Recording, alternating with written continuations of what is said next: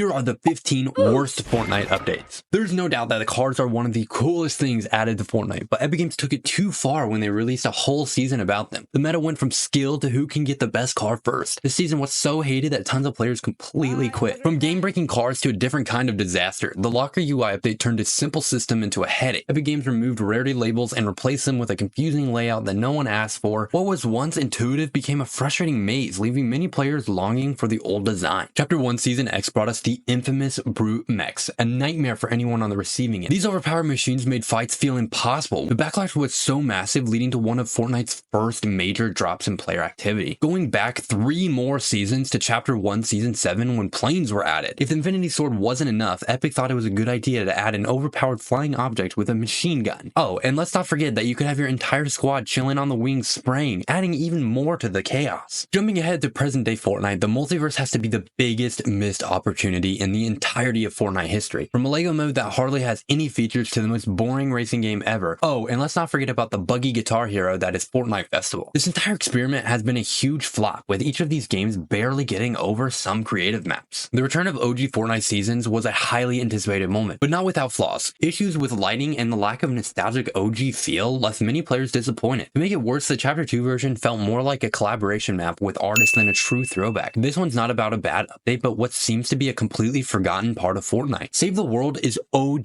Fortnite, the very first version of Fortnite to exist, yet it seems like Epic Games wants people to forget about it, as the only way to play it is to pay $20 on some skin pack that is normally hot garbage and at the very bottom of the shop. Not to mention the lack of updates and promotion to Save the World. Before we move on to the next ones, if you want to support the channel, please consider leaving a like and using code FIREGUY in the Fortnite item shop. The movement update in Chapter 5 changed the way players navigate the map, and not everyone was happy about it. The old system, which had remained mostly unchanged since Chapter 1, was replaced with something unfamiliar. Though opinions softened over time, the initial reaction was overwhelmingly negative. The boombox wasn't overpowered, but it was incredibly annoying. Designed to destroy builds, it ended up being more of a nuisance than a useful tool. Players could easily counter it by spamming builds, rendering it practically useless. Moving to a more competitive part of Fortnite, the removal of Siphon and Ranked caused tons of backlash among the competitive community, as it made the late game a lot harder and completely changed the strategies that were used in the late game. This doesn't even come close to when Fortnite added an update to turbo building just to revert it the next day. Back in Chapter 1 Season X, Fortnite added a 0.15 second delay to turbo building, which completely ruined turbo building and made 90s nearly impossible. The day it came out, there was so much backlash by everyone that it was reverted the next day. Fortnite's child-friendly mode brought new restrictions to creative mode and other areas of the games. Skins deemed inappropriate were blocked, frustrating players who could no longer use their favorite skins in certain games. While well-intended, the feature caused more frustration than it solved. Back in Chapter 1 Season 2, the minigun was added and was a beast. This thing could plow down buildings and obliterate people, especially since it had no delay. Moving to today, the minigun is still one of the most overpowered weapons in Fortnite and can plow through builds and eliminate someone in a matter of seconds. There have been tons of hated seasons, but what about the most hated POI? Well, this has to be Coral Castle. Not only was the POI in the corner of the map, but it was also a nightmare to try and traverse this place. Finally, the loss of iOS support during Chapter 2 was a heartbreaking moment for many Fortnite fans. This wasn't just about losing mobile players, it highlighted the real-world consequences of corporate disputes, leaving a bitter taste in the community. Fortnite has had its ups and downs, and while some updates were great, others were unforgettable for the wrong reasons. Which update made you rage the most? Let me know in the comments down below,